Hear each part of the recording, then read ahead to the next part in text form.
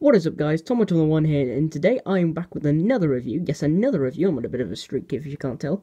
Oh, here's the camera there. And I'm going to be reviewing the Take Along mic, which was voted upon by a poll that I ran on Twitter. And the other contender in that poll was the Take Along Lorry 1, who I wanted to win, but whatever. He'll be reviewed tomorrow sometime. But today we're just going to be taking a look at the Take Along mic. Not the Take and Play mic, because honestly, in some ways I prefer this, and to be honest, I don't want this video to go over 5 minutes. So anyway, Take Along mic, very interesting item. He was made back in 2002, I do believe. You can see his name there, and you can see, hopefully, I think you can just about see it says 2002 under there. He was made in 2002, so that was right when, knocked his tender over. Right when the Take Along line started, came out with some of the first items like the Take Along Butch, which I really want. But I have the Take and Play Butch, so I can live without it, but I'll get it sometime. He was one of some of the first items released, because Take Along was introduced in 2002, I do believe.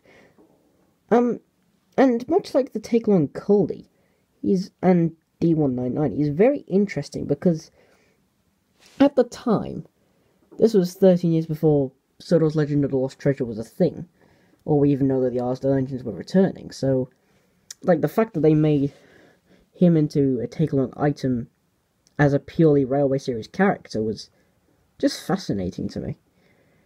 But I'm glad that they made Mike in so many forms of merchandise, because I think he's, like, my favourite of the Arsdale trio. But I digress.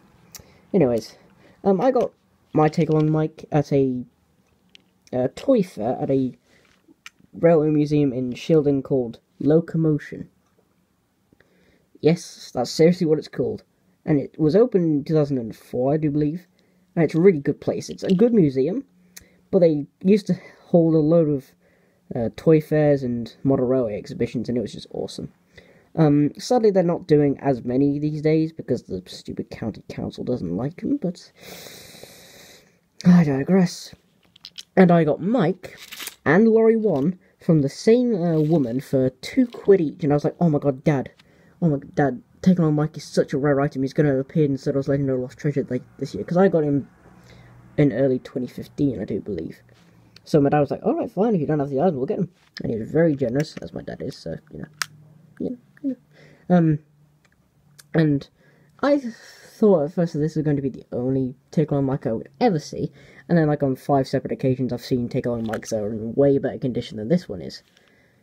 So I'll probably pick up a better condition one day if they hold another one, and there's one there, and I have nothing else to buy, but anyway. Now, enough of the 3 minutes and 11 seconds I've been going about nothing. Let's actually talk about the item. Yeah, this was made before we knew that Mike and the rest of the Arsdale engines were going to be in the TV series, so they didn't really have much of a basis to go off. And as you can see, he doesn't look like he does in the Railway series at all. I mean, he's small, but he's not short and long, he's tall and short. Very interesting. His face doesn't really look like Mike to me. He looks more timid and shy and, like, sticks to himself, which I don't really like. And if you can see, on my item, there's a crack in his face, so did some kid, like, stick a knife in his forehead or something? I don't know. He's got his nameplate here, which actually, get it in focus, there you go, which actually, the mold, like, the boiler's all smooth here, and then it just, like, molds in with the boiler, and it's just very interesting, like, when you look at it top down. Got his wheels here. He's got his black wheels, which they had in the Railway series, even though nowadays they have the coloured wheels. He has 4 wheels up front, and then 1 bogey wheel, which Mike's actual, his actual wheel configuration is, he is a, let me think, he's a 282, I do believe, so, yeah, he's missing quite a few wheels, but anyways, this was back in the good era when they had cab detailing, so yeah.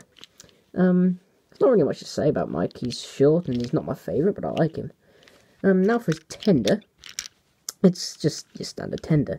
But I find really interestingly, it's like this item, this tender, excuse me, number one doesn't have his name underneath. And number 2, you wouldn't be able to tell which way it was facing unless you knew your stuff really well and knew the part where it slopes down as the end, or that this filler cap was it. If you had no idea that the filler cap was there, you'd be putting it back this way. But then again, that's partly Takealong's fault, because they put buffers on the inside of Tender Engine's caps, and on the inside of Tender's. And they even did it with certain road vehicles, and certain road vehicles accessories. Anyways, his Tender's pretty standard. You can see it says Arsdale on the side, and it's got the blue lining. It's just your average Tender, really. It's got a little filler cap on top there. And you might have noticed there's quite a bit of blue residue of some sort. Well, that's because, before I knew Take and Play was going to make a Bert, I made him into a Bert. It was absolute rubbish. And I didn't paint it, I coloured paper in and stuck it on with blue tack, and yeah. So that's basically it for this review. What I don't like about this item is, number 1, it doesn't look like Mike, to be honest. Number 2, the face isn't very accurate. And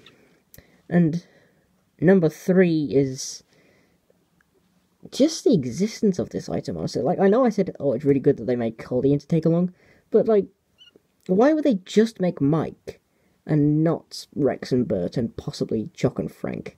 Which, thank God, Ertl made those two. But yeah, I just don't get why they only made Mike. If they made the other Arsdale engines, I'd be very happy. Anyways, this item I give a 7 out of 10. I don't think you need it nowadays because they have the Take and Play Mike. Excuse me, not Wyke. And honestly, I think that's more accurate than this. But this was the era of smart magnets, so that's automatically a bonus. Yeah, I give him a 7 out of 10. I recommend you get him if you're a completionist. If not, you don't really need him. This has been Thomas from the One. Thank you for watching this review. And on my next review, which should come tomorrow, I will be reviewing the Takealong Lorry 1. Thank you very much for watching, and I'll see you all later.